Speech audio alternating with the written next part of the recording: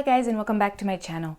So in today's video I wanted to talk about the Rollei RPX 100, which is a panchromatic black and white film stock that I recently shot out and about in Paris. And I just want to preface this by saying that I don't shoot black and white films very often, so my word is by no means gospel, but I did want to hop on here and give you my thoughts in case you were thinking about buying this, shooting this, and wanted to know what kind of results you can expect. Needless to say, all the photos in this video were shot on my Minolta X700, and the days I had were pretty overcast, so keep that in mind when looking at the photographs. And for all of the black and white film experts out there, I did not develop this roll myself. I had it developed in my lab, but I did ask, and the chemistry they used to develop the roll was Kodak Xtol. Now, some quick background about the film. It is not actually made by Rollei, although they have the authorization of Rollei to use their name. And it is actually pretty difficult to find out which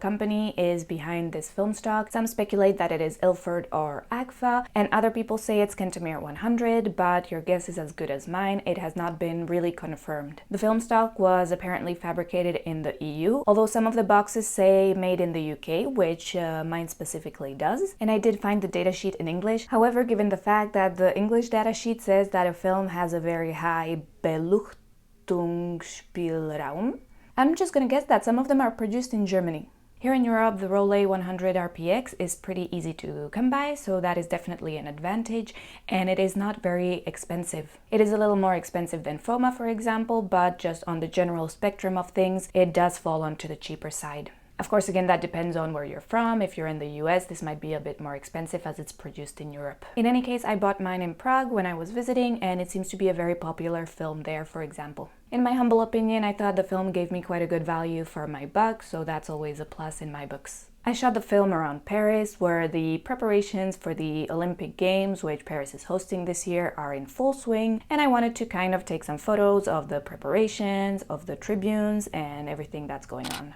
I barely edited any of the photos at all, so you can really see what you're going to get straight from the lab once you get them developed. So I do hope this is helpful for you. The Rollei RPX comes in 100, 400, and also 25 ISO. I shot the 100 ISO, so I did get quite a few photos with motion blur.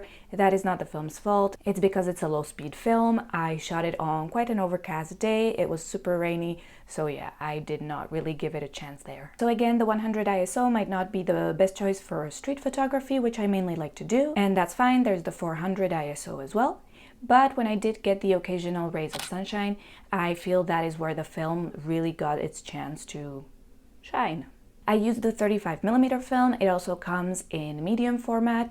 In that one, you're going to have much less grain, much sharper images. So let me know if you've tried that. It might offer very different results. But for my intents and purposes, I felt that the grain did carry quite a decent amount of detail, although the grain was very prevalent, more so than in the Delta 100, for example, from Ilford that I reviewed recently. Of course, the grain can also be very influenced by the developer that was used, and so you could get different results based on your chemistry. However, there seems to be a consensus online that this really is a grainier film stock. So definitely expect some grain, even though it is quite sharp nonetheless. Online, most resellers recommend this film for portraits, architecture photography, landscape photography, so pretty much everything. But truth be told, it is quite a versatile film, I think, and I can really see it thriving in most scenarios, but especially if you have a tripod, and therefore you can really allow for a slower shutter speed because the film is a slow film. I did find the film to be quite beginner friendly. With me, black and white films are a hit or miss,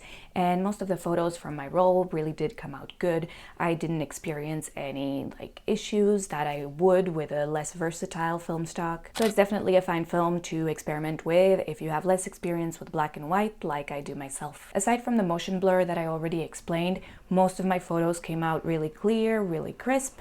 And although I did lose some details and shadows, the film performed pretty good with highlights, which I think is one of its very strong points. And it did allow me to zoom in quite a lot without losing too much detail, so that's always good. This film does have a very good and quite a balanced contrast, and it does offer quite an array of midtones, of grays, so especially in some shots I really did enjoy that wide tonality. The film also has a great latitude. It really did do well in those overcast moments, as well as in those instances when the sun did peek out. And like I said before, the highlights really do seem to be this film stock's advantage. The film stock's versatility definitely has its limits. It really did not do that great in lower light. That's because detail does get lost in the shadows, and I do think it is a better film for bright days or studio lights. I said it before, the Roll really handles harsh light extremely well. That's when the contrasts really come out, and I did feel like it performed well with mixed lighting as well. That is thanks to the latitude. It was not really taking away